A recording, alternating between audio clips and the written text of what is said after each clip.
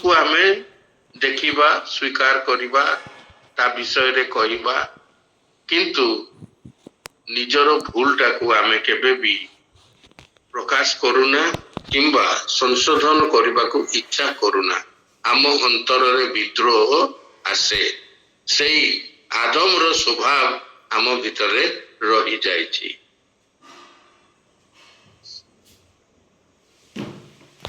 आत्म परीक्षा और निजर भूल निमंते संपूर्ण भावे दायी हेबा एहा मनुष्य पखरे बहुत कष्ट जटिल एणुकरी एक भग्न अंतकरण को आसीबा निमंते हमको आमर इमोशनल को ओडिया कौन भाव प्रवणता एवं आत्मिक नम्रता आवश्यक जहा कि दाऊदंक निकटरे आमे देखुछु। आमे आगु को गोटे गोटे घटना देखिबा। लुक 5 पर्व 12 रु 16 लुक 5 पर्व 12 रु 16 लुक चैप्टर 5 वर्सेस 12 to 16 प्रभु जीशु मानव रूप रे ईश्वर जेतेबेले एक कुष्ठ रोगी को सामना करंती कुष्ठ रोग घृणित समाज ताकू अग्राह्य करे समाज तार निकट को जाए नहीं आ प्रति कोनोसी भल विषय करे नहीं ताकू आउटराइट रिजेक्ट करी अग्राह्य करे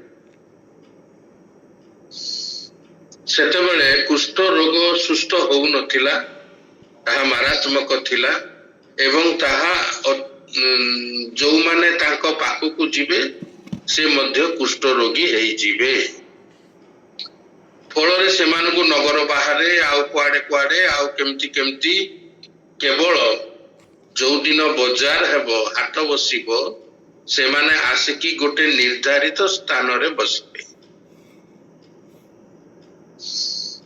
एई जगह रे आपण पढ़िबे लेखा जाउची प्रभु जीशु तांकू स्पर्श कले एहा कहि कि जे मु चाहूची तुमे सुस्थ हुओ से जीशु को देखि पचारले आपण कोन मते सुस्थ करि देबे से नम्र भाव रे पचारि कारण से एते वर्ष हैला समस्तंकर से जो दृष्टि कुदृष्टि एवं कुचिंता एवं समाज रो जो व्यवहार तांको प्रति से पाइकिरी अतिष्ठ होई गलेनी अतिष्ठ होई आ जते बेले प्रभु जीशु तांको एक कथा कहिले मु इच्छा करूची तुमे सुस्थ हुओ आउ से स्पर्श कले एठी ईश्वर कौन करूचंती हमें देखिबा मनुष्य ताकू अग्राह्य करूची मनुष्य ताकू स्पर्श करूने मनुष्य ताकू निज दृष्टि रे देखुची किंतु प्रभु जीशु ताकू स्पर्श कले टिके रहिबा स्पर्श करिबा अर्थ कौन तार जो रोग अछि ताहा प्रभु जीशुଙ୍କ निकट को आसी पारिबो प्रभु जीशु मानव रूप रे अछंती नंबर 1 नंबर 2 बाजार रे समस्ते कहिबे ये कुष्ठ रोगी सहित संबंध रखिची तृतीय कथा तांकर शिष्य माने तांकर मनोभाव रे एक नकारात्मक चिंताधारा जीव ये सबू को एड़े यह सब गुरुत्वपूर्ण विषय समाज रे आमे जेते बेले बंचुचु आमे केतटा विषय को आमे मानिकी चलुचु किंतु प्रभु जीशु से ईश्वर दया रे पूर्ण जेते बेले एई लोकटी कहूची मते कोन आपण सुस्थ करिवे से जो प्रार्थना से जो हृदय समर्पण ସେଇ ଯୋଉ ଦୁଃଖ ଏବଂ କଣ କହିବା ଭଗ୍ନ ଅବସ୍ଥା ପ୍ରଭୁ ଯୀଶୁ ଅଗ୍ରାହ୍ୟ କଲେ ନାହିଁ, ତାକୁ ସ୍ପର୍ଶ କଲେ। ଆଉ ଏ ସ୍ପର୍ଶ ହିଁ ଯଥେଷ୍ଟ। ଈଶ୍ୱର ସଦାବେଳେ ମନୁଷ୍ୟର ଅଂଶ ଚାହାନ୍ତି, ନହେଲେ ସେ କରିବେ ନାହିଁ। ସେ ଜବରଦସ୍ତି କାହାକୁ ଉତ୍ତମ ବିଷୟ ଦେବେ ନାହିଁ। ଆଉ ଏଠାରେ ଆମେ ଦେଖୁ ଯେ ସେ ସୁସ୍ଥ ହେଲେ। କିଏ? କୁଷ୍ଠ ରୋଗୀ ରୋଗରୁ ସୁସ୍ଥ ହେଲେ। ଦ୍ୱିତୀୟ କଥା, ସମାଜରେ ସିଏ ଗୃହୀତ ହେଲେ। ସେ ମନ୍ଦିରକୁ ଯାଇ ଏକ ବଳି ଉତ୍ସର୍ଗ କରିପାରିଲେ। ସେ ନିଜକୁ ଦେଖେଇଲେ, ଦେଖନ୍ତୁ ଆଜ୍ଞା, ମହାଯାଜକଙ୍କୁ ସେ ଦେଖେଇଲେ, ଆଜ୍ଞା ମୁଁ ସୁସ୍ଥ ହେଇଛି, ମୋର ଦେହ, ମୋର ହାତ ସବୁ କିଛି ଆପଣ ଦେଖିପାରିବେ।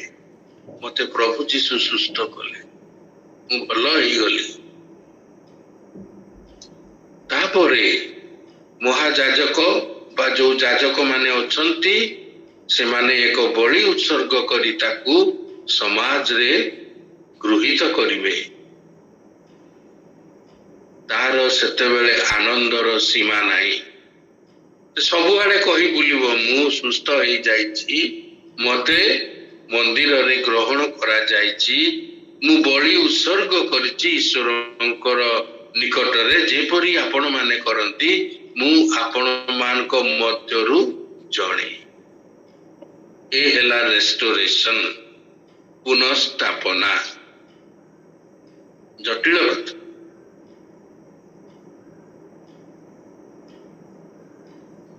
ଯେତେବେଳେ ଆମେ ଆଗକୁ ବଢୁ, ପ୍ରଭୁ ଯୀଶୁ ବାଟ ଚାଲି ଯାଉଛି, ଅନ୍ଧ ବାର୍ତ୍ତିମାୟ ପାଟି କରୁଛି, ଏ ଦାଉଦ ସନ୍ତାନ ଯୀଶୁ। ସେ ଶୁଣି ଦେଇଛି ଯେ ଯୀଶୁ ଅନ୍ଧ ମାନଙ୍କୁ ସୁସ୍ଥ କରିପାରନ୍ତି। ଆଉ ଏତେ ଚିତ୍କାର କରୁଛି, ଲୋକମାନେ କହୁଛନ୍ତି ତାକୁ, ଆରେ କାହିଁ ଏତେ ଚିତ୍କାର, ଚୁପଚାପ ବସ, ତୁ ତ ଅନ୍ଧ, ଆମେ ଜାଣିଛୁ ତୁ ଅନ୍ଧ, ତୁ ତା ଚୁପଚାପ। ପ୍ରଭୁ ଯୀଶୁ ଆସୁଛନ୍ତି ଏବଂ ମହତ୍ ମହତ୍ କାର୍ଯ୍ୟ କରୁଛନ୍ତି, ଆମେ ତାଙ୍କର ବାକ୍ୟ ଶୁଣୁଛୁ, ମଝିରେ ତୁ ଗୋଟେ କାହିଁକି ଏତେ ପାଟି, ଚୁପ ତୁ ନିଅ। ପ୍ରଭୁ ଯୀଶୁ ଈଶ୍ୱର,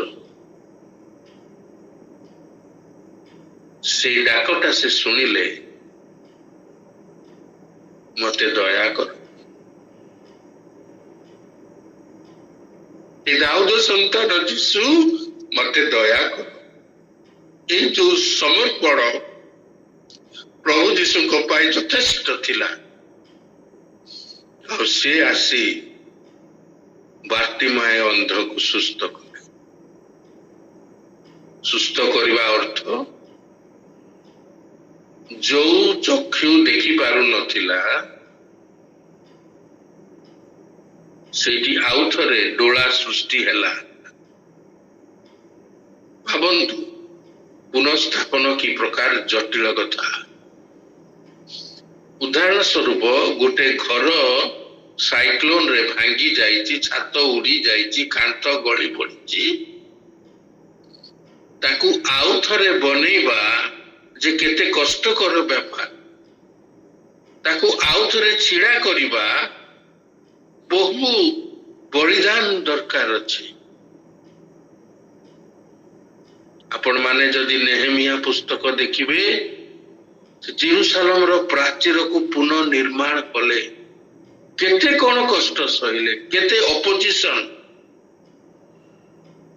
କେତେ ମନ୍ତ୍ରଣା ତନ୍ତ୍ରଣା। ସେଥିପାଇଁ ଗୋଟେ ହାତରେ ବର୍ଛା ଛୁରା, ଆଉ ଗୋଟେ ହାତରେ କରଣୀ। ସେଇ ପ୍ରାଚୀର ତିଆରି ହଉଛି, ପୁନରୁଦ୍ଧାର ହଉଛି, ଆଉ ହାତରେ ଖଣ୍ଡା ଅଛି, ଆଉ ହାତରେ କଣ ଅଛି, ବର୍ଚ୍ଛା ଅଛି କିଏ ଯଦି ଆସି ମତେ ମାରିବ କିମ୍ବା ମତେ ଆକ୍ରମଣ କରିବ ମୁଁ ନିଜକୁ ରକ୍ଷା କରିବି, କାରଣ ମୋର ଗୋଟେ ବିଶେଷ କାର୍ଯ୍ୟ ଅଛି। ଏ ପ୍ରାଚୀରକୁ ପୁନଃ ନିର୍ମାଣ କରିବାର ଅଛି। ଯୋଉ ପ୍ରାଚୀର ସ୍ଥାନେ ସ୍ଥାନେ ଭାଙ୍ଗି ଯାଇଛି ସେଇ ପାଖରେ ମୁଁ ଦିନ ରାତି ଖଟିବି। ଏଠି ବଳିଦାନଟା ଦେଖନ୍ତୁ, ସେ ଜମା ବି ବିଶ୍ରାମ ନଉନାହାନ୍ତି, ଅହରହ ସେ କାର୍ଯ୍ୟରେ ଲାଗିଛନ୍ତି। ତାଙ୍କର ଯୋଉ ସମର୍ପଣ ଈଶ୍ୱରଙ୍କ ହସ୍ତରେ, ଆଉ ସେ କରିଦେଲେ 52 days ସେ ନିର୍ମାଣ କରିଦେଲେ, ପୁନଃସ୍ଥାପନା କରିଦେଲେ। ଆଉ କିଏ ପଶି ଆସିବ ନାହିଁ, ବନ୍ୟ ଜନ୍ତୁ ପଶି ଆସିବ ନାହିଁ, ମନ୍ଦିରକୁ ଗଣ୍ଡଗୋଳ କରିଦେବ ନାହିଁ, ମନ୍ଦିର ସୁରକ୍ଷାରେ ରହିବ। ଆମ ପୂର୍ବପୁରୁଷ ମାନେ ସୋଲୋମନ ରାଜାଙ୍କର ଡାଇରେକ୍ସନରେ ଏ ଗୃହ ନିର୍ମାଣ କରିଥିଲେ। এই ଗୃହରେ ଈଶ୍ୱର ଆସନ୍ତି, এই ସ୍ଥାନରେ ମୋର ଭାଇମାନେ ନିଜର ଦୁଃଖ ପ୍ରକାଶ କରନ୍ତି, ନିଜର ଭଗ୍ନ ଅନ୍ତଃକରଣକୁ ପ୍ରକାଶ କରନ୍ତି। ଈଶ୍ୱର ଶୁଣନ୍ତି, ତାର ପ୍ରତିକାର କରନ୍ତି, ଆଶୀର୍ବାଦ କରନ୍ତି। এই ବିଷୟ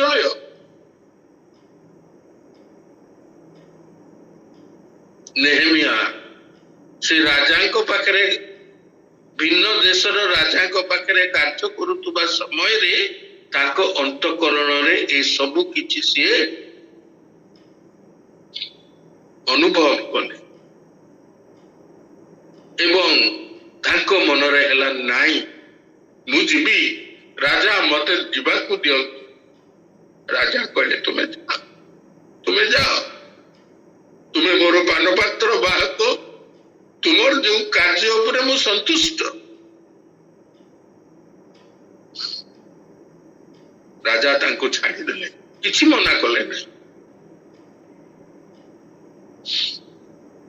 ଈଶ୍ୱର ନେହେମିୟାଙ୍କ ସମର୍ପଣ ଦେଖିଲେ, ତାଙ୍କର କାର୍ଯ୍ୟ ଦେଖିଲେ, ତାଙ୍କ ହୃଦୟର ଆବେଗ ଦେଖିଲେ, ସେଇ ଜାଗାରେ ପୁନଃସ୍ଥାପନା କଲେ। ଗୋଟିଏ ଲୋକ, ତାପରେ ଅନ୍ୟମାନେ ଆସିଲେ ନେହେମିୟାଙ୍କ ନିକଟକୁ।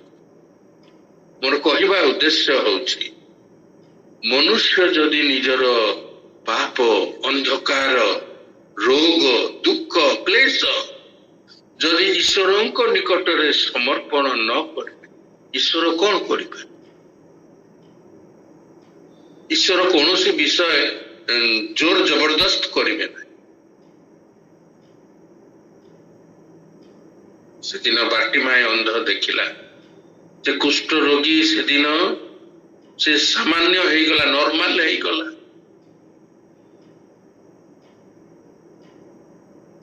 ଯୋଉ ବିଷୟ କେହି କରିପାରୁନଥିଲେ ସେ ବିଷୟ ଯୀଶୁ କରିଦଉଥିଲେ। ତାଙ୍କୁ କୁଷ୍ଠ ରୋଗ ହଉନଥିଲା।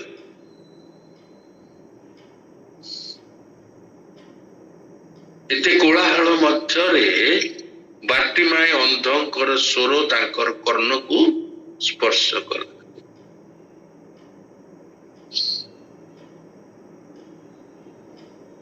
କାରଣ ସେ ଗୋଟିଏ, ବାର୍ଟିମାଏ ଅନ୍ଧ ଗୋଟିଏ ବାକ୍ୟ କହିଲେ, ହେ ଦାଉଦ ସନ୍ତାନ ଯୀଶୁ।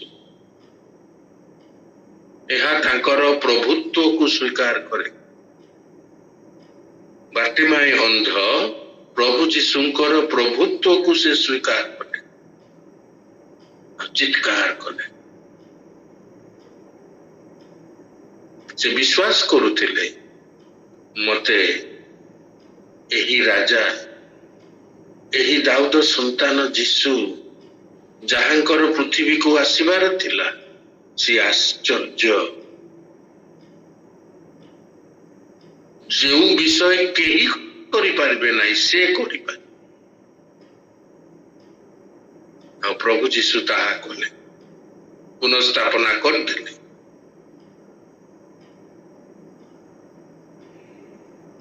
ଅନେକ ସମୟରେ ଆମେ ମାନେ କଣ କରୁ ମନୁଷ୍ୟ ମାନେ ଆମେ ମୂଳକୁ ଯାଉନା। ମୋର ଯୋଉ ଦୋଷ ଦୁର୍ବଳତା ଅଛି, ମୋର ଯୋଉ ସ୍ୱଭାବ ଅଛି, ସେଇ ମୂଳକୁ ନ ଯାଇକିରି ଆମେ ତାର ଚାରିଆଡର ପାଖ ସବୁ ଆମେ କରିଥାଉ। କଣ କରିବୁ ଆମେ? ଆମ ଦୋଷକୁ ଲୁଚେଇବା ପାଇଁ ଆମେ କାହାକୁ ସାହାଯ୍ୟ କରିଦବୁ, କାହାକୁ ଔଷଧ ଦେଇଦବୁ, ହସ୍ପିଟାଲ ଯିବୁ, ଆଉ କୋଉଠି କୋଉଠି ପ୍ରଚାର ହଉଛି ସେଇଠି ଯାହା ଦରକାର, ଟ୍ୟାକ୍ସ ଦରକାର, ଖାଦ୍ୟ ଦରକାର, ଗାଡି ଦରକାର, ତାହା ଦେଇଦବୁ, କିନ୍ତୁ ନିଜ ଅନ୍ତରର କଥା ଲୁଚାଇ ରଖିଥିବୁ। ତେଣୁକରି ଏଇ ଯୋଉ ପୁନଃସ୍ଥାପନା କାର୍ଯ୍ୟ ଜଟିଳ ହେଇ ପଡେ।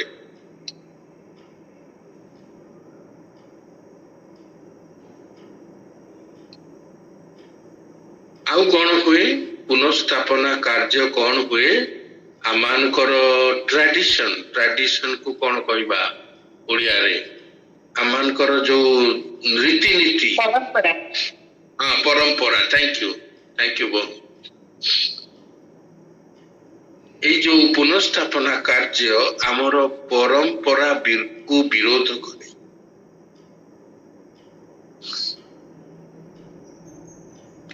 ଏବଂ ଆମର ଅଗ୍ରାଧିକାରକୁ ବିରୋଧ କରେ। ମନୁଷ୍ୟ ଭାବରେ ଆମର କେତୋଟି ପରମ୍ପରା ଅଛି। ପ୍ରଥମ ସପ୍ତାହରେ ପ୍ରଭୁ ଭୋଜ ହେବ। ପ୍ରଥମ ସପ୍ତାହରେ ଯଦି ମୁଁ ଯାଇପାରୁନି ମଣ୍ଡଳୀକୁ, ମୁଁ ଆଉ ପ୍ରଭୁ ଭୋଜରେ ସାମିଲ ହେଇପାରିବି ନା।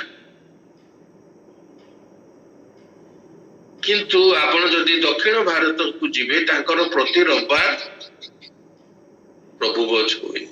ଯେପରିକି କିଏ ମିସ୍ ନ କରନ୍ତି, ଯେପରି ବିଶ୍ୱାସୀ ଭାଇ ଭଉଣୀ ମାନେ ତାହାର ଅଂଶ ନେଇପାରିବେ।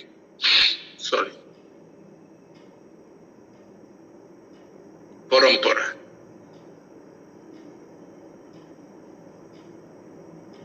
ଆଉ ଏ ପରମ୍ପରାଗତ ରହିଲେ ଯଦି ମୁଁ ନେଇପାରିନି ପ୍ରଭୁ ଭୋଜ ପ୍ରଥମ ସପ୍ତାହରେ, ମୁଁ ମଧ୍ୟ ଅନ୍ଧକାର ଯାହା କରୁଥିଲେ ବି ଏ ମାସ ମୁଁ ପ୍ରଭୁ ଭୋଜ ନେଇନି, ମୁଁ ବଡ ପାପୀ, ମୁଁ ବଡ ଅଯୋଗ୍ୟ, ଶୈତାନ ମତେ ଘାରି ଦବ।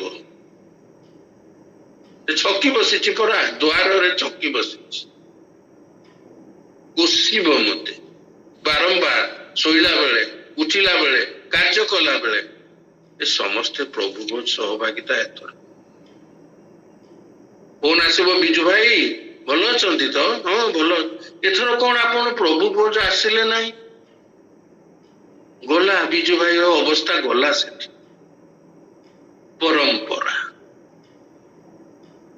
ପରମ୍ପରା କଣ କରେ ନା ପୁନଃସ୍ଥାପନା କାର୍ଯ୍ୟ କରିବାକୁ ଦିଏ ନାହିଁ। ଆଉ ଗୋଟେ କଥା ଅଛି, କଣ? ମୋର ଅଗ୍ରାଧିକାର।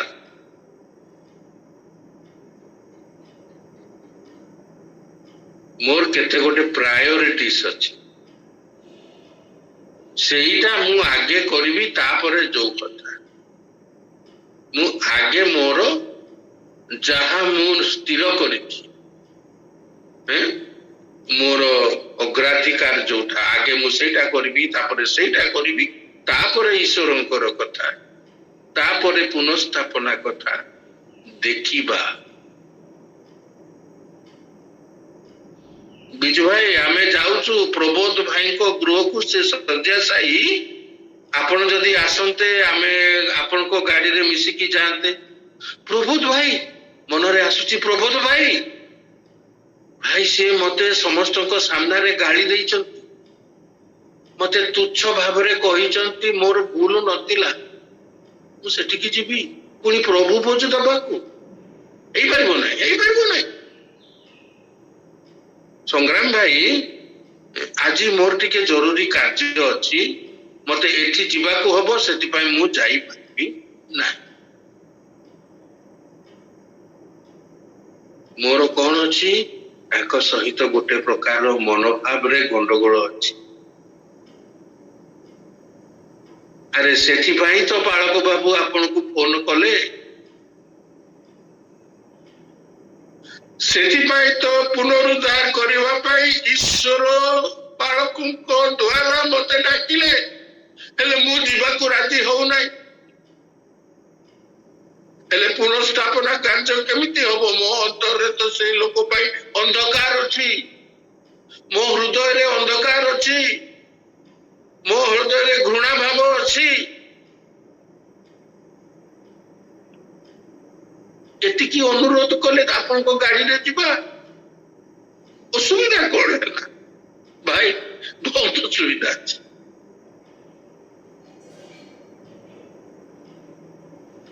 ଅଗ୍ରାଧିକାର ଯେତେବେଳେ ଆମର ଥାଏ, ଆମେ ପୁନରୁଦ୍ଧାର କରିପାରିବୁ।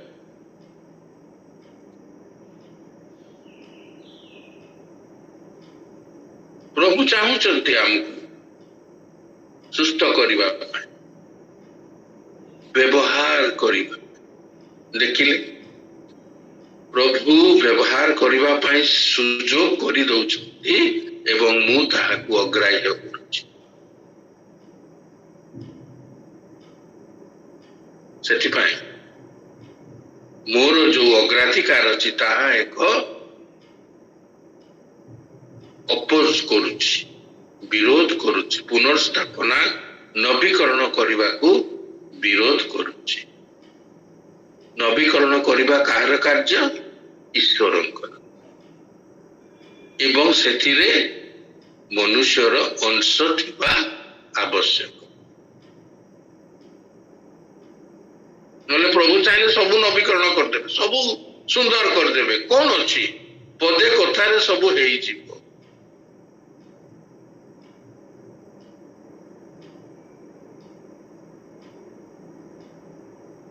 ପୁନଃସ୍ଥାପନା କରିବା ହେଉଛି ଏକ ସ୍ପିରିଚୁଆଲ ୱାରଫେୟାର, ଆତ୍ମିକ ଯୁଦ୍ଧ। ପ୍ରଭୁ ଯୀଶୁ ଯୋଉଥିପାଇଁ ଆସିଥିଲେ, ସେ ସେଥିପାଇଁ ମନୁଷ୍ୟକୁ ପୁନଃସ୍ଥାପନା କରିବେ, ମନୁଷ୍ୟକୁ ପୁନରୁଦ୍ଧାର କରିବା ତାଙ୍କୁ ବଳିଦାନ ହେବାକୁ ପଡିଲା। କ୍ରୁଶରେ ତ ହତ ହେଲେ, କ୍ରୁଶକୁ ଯିବା ପୂର୍ବରୁ ଲୋକମାନେ ତାଙ୍କୁ ଥଟ୍ଟା କଲେ, ତୁଚ୍ଛ କଲେ, ଯାହା ଇଚ୍ଛା ମନକୁ ଆସିଲା କହିଦେଲେ। ସେ ପ୍ରକାର ସେମାନଙ୍କ ସାଙ୍ଗରେ ଯାଉଛନ୍ତି, ବେଶ୍ୟା ମାନଙ୍କ ସାଙ୍ଗରେ ଖାଉଛନ୍ତି। ଆଉ କଣ ହେଇପାରେ? ଆମେ ମନୁଷ୍ୟ ମାନେ ନା ତିରସ୍କାର କରିବାରେ ମହା ମାନେ କଣ ଜ୍ଞାନୀ, ସେଠି ତ କରି ତ ଦବୁ। ଆଉ ଏଥର ଗିର୍ଜାରେ ଦେଖିଲେ ତାକୁ ମୁଁ ନିଶ୍ଚିତ ଏଟା କହିବି। ସେ ସରମନ ପଛେ ଯାହା ହଉ, ମୁଁ ମନେ ରଖିଛି ବୀରେନ୍ଦ୍ର ଭାଇଙ୍କୁ ମୁଁ ଗୋଟେ ଭଲ କି ଜଣେଇବି।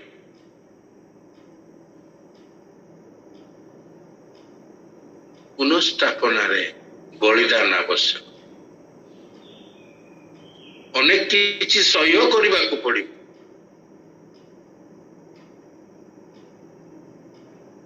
ଅନେକ କିଛି ଲସ୍ ହେବ, କ୍ଷତି ସହିବାକୁ।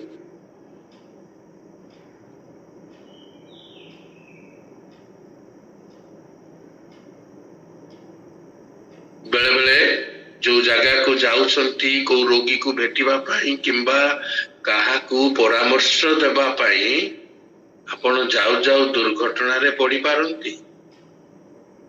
ଆପଣ ଯାଉ ଯାଉ କଣ କରନ୍ତି? ଆପଣଙ୍କୁ ବାଧା ଆସେ, ଅନେକ ବାଧା ଆସିବ। କାରଣ ଏହା ଏକ ଆତ୍ମିକ ଯୁଦ୍ଧ, ଶୈତାନ ଲାଗିଛି ପରା।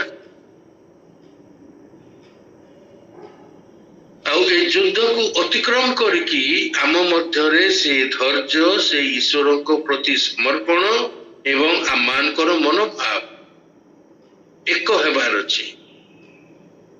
ଯାହା କିଛି ହଉ ପଛେ ମୁଁ ସେଇ ଭାଇଙ୍କ ପାଖକୁ ଯିବି, କାରଣ ସେ ଅଲଗା ବିଶ୍ୱାସ ମତରୁ ଆସିଛନ୍ତି, ସେ ଅପେକ୍ଷା କରିଛନ୍ତି। ତାଙ୍କର 2-3ଟା ପ୍ରଶ୍ନ ଅଛି, ମତେ ଉତ୍ତର ଦେବାକୁ ହେବ, ମତେ ଯିବାକୁ ପଡିବ। ଫୋନରେ କହିଲେ ହବ ନାହିଁ, ତାହା ସମ୍ମୁଖା ସମ୍ମୁଖୀ କଥାବାର୍ତ୍ତାରେ ଯିବ ଏବଂ ତାହା ମୁଁ ପ୍ରାର୍ଥନା କରି ଜାଣିପାରିଛି ଏବଂ ମୁଁ ଯାଉଛି।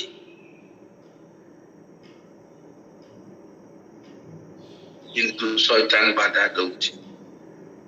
ସେ ସବୁକୁ ଅତିକ୍ରମ କରିବାର ସାହସ, ସେ ସବୁକୁ ଅତିକ୍ରମ କରିବାର ମନୋଭାବ ଏବଂ ମୋର ସମର୍ପଣ ଆବଶ୍ୟକ ଅଛି, ଯୋଉଥିରେ ପ୍ରଭୁ କାର୍ଯ୍ୟ କରିବେ। ମୁଁ ପହଞ୍ଚିଲେ ସେ ଭାଇଙ୍କ ସହିତ କଥାବାର୍ତ୍ତା କରିବି, ତାଙ୍କର ସମସ୍ତ ସନ୍ଦେହକୁ ଦୂର କରିପାରିବି, ପ୍ରଶ୍ନର ଉତ୍ତର ଦେଇପାରିବି ଏବଂ ସେଇ ଜାଗାରେ ଏକ ସୁନ୍ଦର ପ୍ରାର୍ଥନା କରିପାରିବି। ଯୋଉଠି 2 ଜଣ ଥିବେ, ପ୍ରାର୍ଥନା କଲେ ଈଶ୍ୱର ଶୁଣିବେ।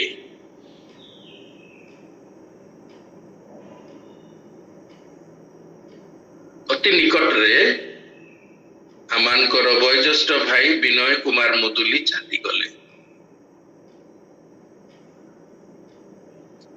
ଗତକାଲି ଆମେ ଆମର love and care to the visually impaired ବା ବ୍ଲାଇଣ୍ଡ ଆସୋସିଏସନ ଭାବରେ ଆମେ କାଲି ସନ୍ଧ୍ୟାରେ ତାଙ୍କ ଘରକୁ ଯାଇଥିଲୁ। ତାଙ୍କ ସ୍ତ୍ରୀ ଅଛନ୍ତି ଚୁପଚାପ, ବେଶୀ କିଛି କଥା କହୁନାହାନ୍ତି। ତାଙ୍କର ପୁଅ ଅଛନ୍ତି, 2 ପୁଅ ଅଛନ୍ତି, ବୋହୂ ଅଛନ୍ତି, ତାଙ୍କ ପିଲାମାନେ ଅଛନ୍ତି। କେବଳ ପିଲାମାନଙ୍କର ଖେଳ, ଉପର ତଳ ସିଡ଼ିରେ ଯିବା, ପାଟିତୁଣ୍ଡ ଏହା ଶୁଣା ଯାଉଛି।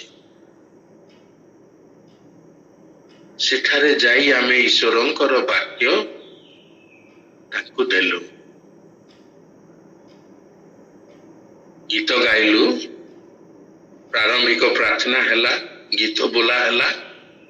ତାଙ୍କ ସହିତ ତାଙ୍କ ପାଖରେ ମୋ ସ୍ତ୍ରୀ ଆଉ ଜୀବରତ୍ନ ଭାଇର ସ୍ତ୍ରୀ ବସିଲେ, ଆଉ ଚିନ୍ମୟ ଭାଇ ତାଙ୍କ ଭାଇ ବସିଲେ, ପିଲାମାନେ ବସିଲେ, ବଡ଼ ପିଲାମାନେ। ବିନୟ ଭାଇଙ୍କ ନିଜ ଭାଇ ଟୁଲିଆ ଭାଇ ସିଏ ବି ଥିଲେ, ତାଙ୍କ ସ୍ତ୍ରୀ ବି ଥିଲେ। ଆଉ ଆମେ ଆଶ୍ୱାସନାର ବାକ୍ୟ ପ୍ରକାଶ କଲୁ।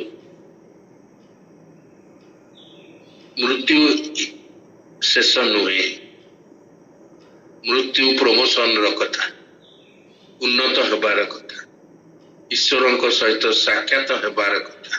ଏପରି କେତେଟି ବିଷୟ କହିକି ଆମମାନେ ଫେରିଲୁ।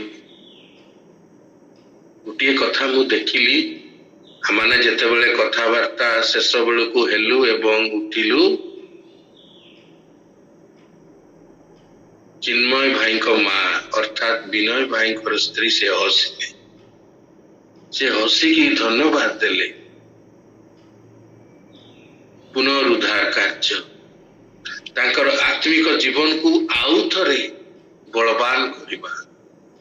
ଯୋଉ ଅବସ୍ଥାରୁ ତଳକୁ ଖସି ଆସିଛି, ଦୁଃଖ ହଉ, କଷ୍ଟ ହଉ, ତାଙ୍କ ସ୍ୱାମୀଙ୍କର ଅନେକ ସେବା କରିଥିଲେ, ଅନେକ ସେବା କରିଥିଲେ, କିନ୍ତୁ ସେ ଦୁଃଖରେ ମର୍ମାହତ ହେଇଥିଲେ।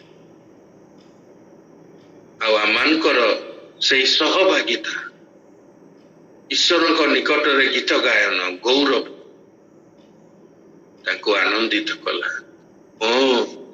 ମୋ ସହିତ ଏ ଭାଇମାନେ ଅଛନ୍ତି, ମୋ ଦୁଃଖ ବେଳେ ସେମାନେ ଆସିଲେ। ମୁଁ ଏକା ନୁହେଁ, ମୁଁ ଏ ଜଗତରେ ଏକା ନୁହେଁ। ମୋ ସ୍ୱାମୀ ଯଦି ଛାଡ଼ି ଚାଲିଗଲେ, ଯାହା ଈଶ୍ୱରଙ୍କ ଯୋଜନା ଥିଲା, ତା ମାନେ ନୁହେଁ ଯେ ମୁଁ ଏକା ହେଇଗଲି। ମୋ ସହିତ ଏ ଭାଇମାନେ ଅଛନ୍ତି। ଏହା ହିଁ ପୁନରୁଦ୍ଧାରର କାର୍ଯ୍ୟ, ଏହା ହିଁ ଦୁଃଖକୁ ଅତିକ୍ରମ କରିବାର କାର୍ଯ୍ୟ, ଏହା ହିଁ ଅନ୍ଧକାରର ଅତିକ୍ରମ କରିବାର କାର୍ଯ୍ୟ। ତେଣୁକରି ପୁନରୁଦ୍ଧାର କାର୍ଯ୍ୟରେ ଆମେ ମଧ୍ୟ ସାମିଲ ହେବା। ପ୍ରଭୁ ଚାହାନ୍ତି ଆମେ ପୁନରୁଦ୍ଧାର କାର୍ଯ୍ୟ କରୁ। ସେଦିନ ରାଜା ମଧ୍ୟ ଅନୁମତି ଦେଲେ, ନିହିମିୟାକୁ ଯାଅ। ଆମେ ଯେତେବେଳେ ପୁନରୁଦ୍ଧାର କାର୍ଯ୍ୟ କରିବାକୁ ଆଗକୁ ବଢୁ, ପ୍ରଭୁ ଆମକୁ ସୁଯୋଗ ଦେବେ, ପ୍ରଭୁ ଆମକୁ ସେଇ ସ୍ଥାନକୁ ନେଇଯିବେ। ଆମ ସମସ୍ତଙ୍କ ନିକଟରେ କଣ ଅଛି? ପୁଞ୍ଜି ଅଛି। ଆମ ସମସ୍ତଙ୍କ ନିକଟରେ ଟ୍ୟାଲେଣ୍ଟ ଅଛି, ଗୁଣ प्रभु देइचंती आ से गुण को प्रभु व्यवहार करने को चाहते जो स्थान रे दुख अच्छी क्लेश अच्छी पुनरुद्धार करिवार सुजोग अच्छी आमने निज निज को व्यवहार करवा से जगह को चली जावा प्रभु को ठारे प्रार्थना करी आगो को बढ़िबा से लोक को परित्याग करवा नहीं छाड़ी देवा नहीं मात्र आलिंगन भाव आत्मिक आलिंगन रे तांकू आउ थरे छिड़ा करेबा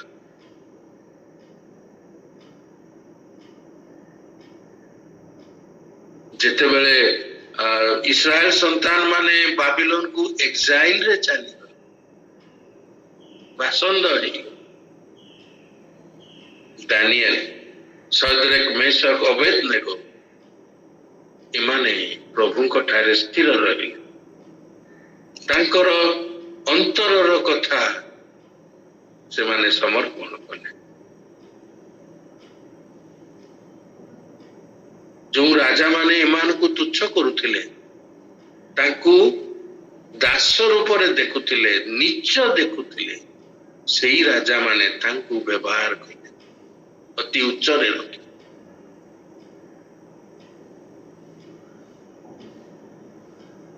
तेणु करी से दिन दानियल थिले सदरक मेशक अबेदनेगो थिले आज आमे अछु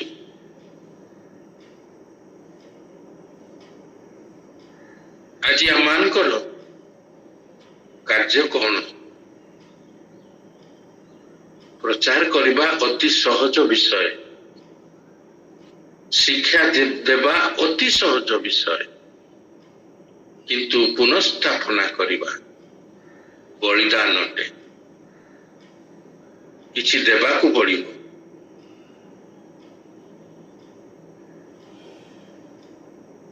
प्रभुଙ୍କ ठाकरे निजर आत्मा को समर्पण करवा प्रभु मु जीवी तुम्हें मते से वाक्य दियो कौन से जगह रे हमें प्रार्थना करिबो पवित्र आत्मा को द्वारा चालना दियो प्रभु से दुख रे अच्छी से कष्ट रे अच्छी से हॉस्पिटल रे अच्छी से बेड रे अच्छी से उठी पारु नहीं चला बुला करी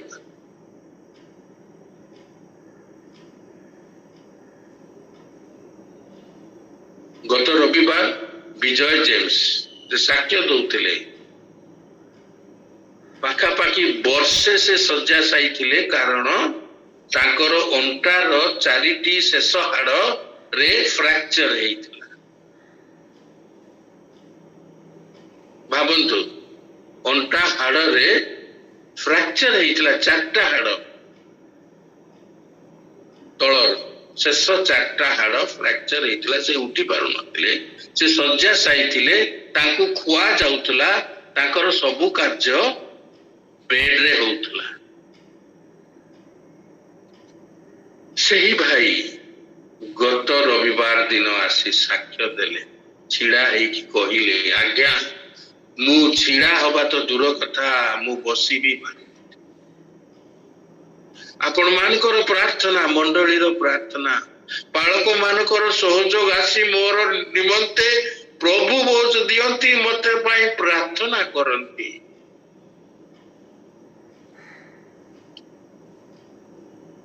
से प्रार्थना ही जो डाक्टर कहले ए जो हाड़ भांगी जाइछि या सुस्थ हेबो नहीं आमे किछि करि पारिबु नहीं आपण जीवन सारा बेड रिटर्न एई रहिबे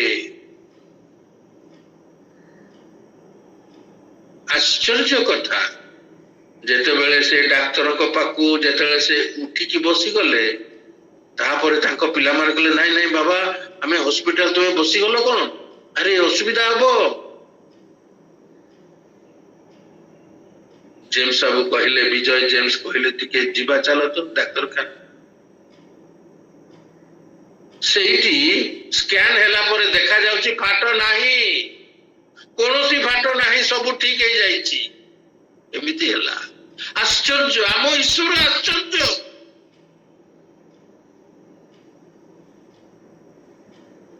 ବର୍ତ୍ତମାନ ସେ ପୁନଃସ୍ଥାପନ ସେ ଆସୁଛନ୍ତି ଗିର୍ଜା ଗାଡିରେ ବସୁଛନ୍ତି ଚାଲୁଛନ୍ତି ସବୁ କରୁଛନ୍ତି। ମଣ୍ଡଳୀର ପ୍ରାର୍ଥନା ମଣ୍ଡଳୀର ସଂଗତି ଚନ୍ଦ୍ରଶେଖରପୁରର ଭାଇମାନେ ସଦାବେଳେ ଯାଇ ତାଙ୍କ ଗୃହରେ ପ୍ରାର୍ଥନା କରନ୍ତି। ବାଳକ ମାନେ ଯାଇକି ପ୍ରାର୍ଥନା କରନ୍ତି। ମଣ୍ଡଳୀରେ ଆନାଉନ୍ସ ହୁଏ କିଏ ଅସୁସ୍ଥ ହେଇଛି। ମଣ୍ଡଳୀରେ ଅସୁସ୍ଥ ଲୋକମାନଙ୍କ ପାଇଁ ପ୍ରାର୍ଥନା ଜୋରଦାର ହୁଏ। ଆଉ ତାହା ହିଁ ଈଶ୍ୱରଙ୍କର ଗ୍ରାହ୍ୟ ହେଲା।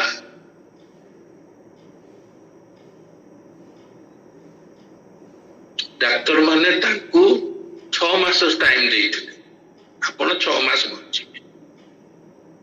ବର୍ତ୍ତମାନ ଈଶ୍ୱର ତାଙ୍କୁ ଦେଇଦେଲେ। ପୁନଃସ୍ଥାପନା କରିବା ଈଶ୍ୱରଙ୍କ ପାଇଁ କିଛି ନାହିଁ, କିନ୍ତୁ ମନୁଷ୍ୟର ଅଂଶ ସେଠାରେ ଅଛି।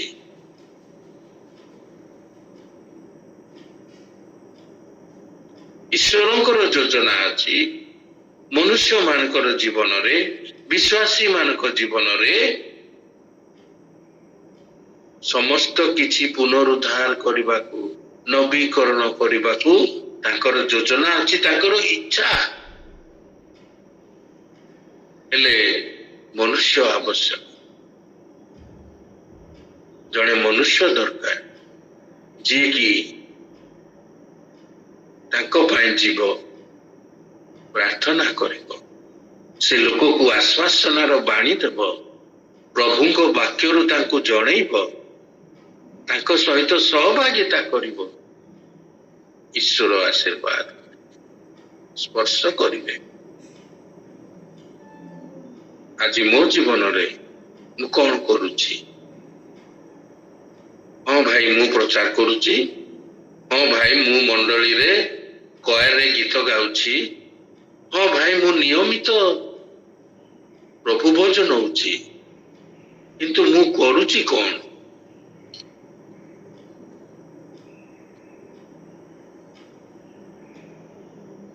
ପୁନରୁଦ୍ଧାର କାର୍ଯ୍ୟ ଏକ ଜଟିଳ କାର୍ଯ୍ୟ। ଏ କାର୍ଯ୍ୟ କରିବା ପାଇଁ ପ୍ରଭୁ ମନୋନୀତ କରନ୍ତି ଆପଣଙ୍କୁ ମତେ, ଏବଂ ପ୍ରଭୁ ବ୍ୟବହାର କରିବାକୁ ଚାହାନ୍ତି। ଆମ ପାଖରେ ସେ ଗୁଣ ଦେଇଛନ୍ତି, ଆମ ପାଖରେ ତାଙ୍କର ବାକ୍ୟ ଦେଇଛନ୍ତି, ଆମ ପାଖରେ ଗୀତ ଗାଇବାର ବହି ମଧ୍ୟ ଦେଇଛନ୍ତି, କିନ୍ତୁ କେବେ ଆମେ ପୁନରୁଦ୍ଧାର କାର୍ଯ୍ୟ କରିବା? ପ୍ରଭୁଙ୍କର ଅନୁଗ୍ରହ ସମସ୍ତଙ୍କ ପାଇଁ ଅଛି।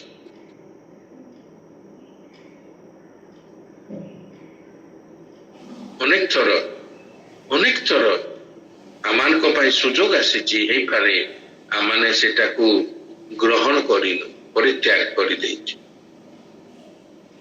ଗୋଟେ ଜୀବନର ଛୋଟ କଥା, ସତ୍ୟ ଘଟଣା କହିକି ମୁଁ ଏଇ ସଭାଟିକୁ ଶେଷ କରିବାକୁ ଚାହୁଁଛି। ମୁଁ ଯେତେବେଳେ କଟକ ରେଭେନ୍ସା କଲେଜରେ ପଢୁଥିଲି, ମୁଁ ଡେଲି ଭୁବନେଶ୍ୱରରୁ ଯାଏ ଆସେ। ରେଭେନ୍ସା କଲେଜକୁ, ବସଷ୍ଟାଣ୍ଡକୁ, ବାଦାମବାଡିକୁ ଆସିବାକୁ ରିକ୍ସା ଦରକାର।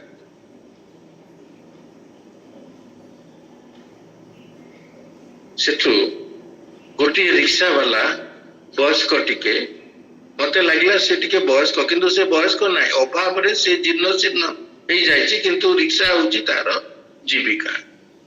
ତାଙ୍କ ସାଙ୍ଗରେ କଥା, ମୁଁ ସବୁବେଳେ କଥା ହୁଏ, କେତେବେଳେ ପ୍ରଭୁଙ୍କ କଥା କହେ, ଏଥିପାଇଁ ମୁଁ କଥା ହୁଏ।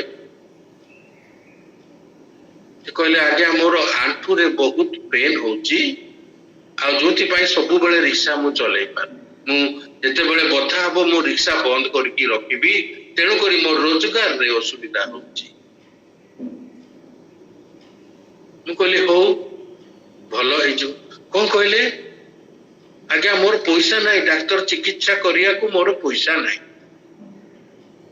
ମୁଁ କହିଲି ତଥାପି ତୁମେ ସୁସ୍ଥ ହେବ ନା କେମିତି ସାର୍? ମୁଁ କହିଲି ତୁମେ ଯଦି ମତେ ଅନୁମତି ଦେବ, ମୁଁ ତୁମ ପାଇଁ ପ୍ରାର୍ଥନା କରିବି ମୋର ପ୍ରଭୁ ଯୀଶୁଙ୍କୁ, ମୋର ଈଶ୍ୱରଙ୍କୁ, ସେ ସୁସ୍ଥ କରିଦେବେ। ହଁ ସାର୍ ପ୍ରାର୍ଥନା କରିବା। ମୁଁ କହିଲି ମତେ बस स्टैंड पाखरे पहुंचे दियो ओल्लेकिरी मु तुम पाई प्रार्थना करी सेठू मु बस स्टैंड पहुंची गली तार हाथ धरी प्रभु ठारे प्रार्थना कली सेते बेलू गोटे बस पलैला प्राय राति 8टा ହେଇଛି बस गुड़िक राति 8टा पर टिके अल्प माने बेसी बस न थाए 4:30 रु 7:30 प्रबल बस प्रति 5 मिनिट रे बस भुवनेश्वर 8टा हो जाइतिला बस आउ से गोटे बस छिड़ा होइतिला पळैला ठीक अछि प्रार्थना कलु तापरे अन्य गोटे बस आसिला मो राति 9टा 9:30 रे घरे पहुंचे तार दिन पुणी आसबि रिसर्च चली रेवेन्सा कॉलेज किछि दिन गला परे आपातत 7 दिन किछि कि नै मोर टिके मने पड़ू मु आसीची रिक्शा नेबा मु आसिकिरी पहुंची से जगह रे गोटे रिक्शा वाला पार्टी करछि बाबू बाबू बाबू किए मते परे आउ का को डाकुछि केते लोक अछ आज्ञा टिके रहि जा तू एमती कहला मु कहली मते की मु रहि गली से रिक्शा वाला तार रिक्शा जोर सोर करके आसीछि मो पर आज्ञा मु सुस्त होई जाईछि आज्ञा मो आंठू रे आउ दर्द नाही आउ मु मन इच्छा रिक्शा चलाउछि मोर रोजगार हेछि आज्ञा मु कहली प्रभु यीशु को विश्वास कलो सुस्थता केवल प्रभु यीशु दियन तुम्हें तांको स्वीकार करो मो पाखरे सेते बेले ट्रैक नथिला तापरे सी भी पढी पाठ पढिछि कि नाही मु जानि किंतु ईश्वर पुनरुद्धार कले तार आंठू सुस्थ हो गला से आनंद रे रिक्शा बाहिला तार रोजगार क्षमता बढ़ी गला प्रभु आपन को व्यवहार करिवे प्रभु सुजोग दियंती हेले आमे ताहा प्रत्याख्यान करिबाने पुनरुद्धार कार्य जटिल किंतु ईश्वरक साहाय्य रे ताहा संभव ताहा हेई जीवन जदि मो जीवन रे प्रभु ए प्रकार करि पारिले गतकाली राति रे जेते बेले मुदुली बाबू को स्त्री हसिले मो अंतर आनंद रो सीमा नथिला हमकु जीवा को हेबो हमकु आगु को बढ़वा को हेबो परंपरा निजर इच्छा को पछरे रखी आगु को पुनरुद्धार पाई जीवा प्रभु ए अल्प चिंता रे आम समस्त को आशीर्वाद करंतु ओवर टू हमर विनय भाई।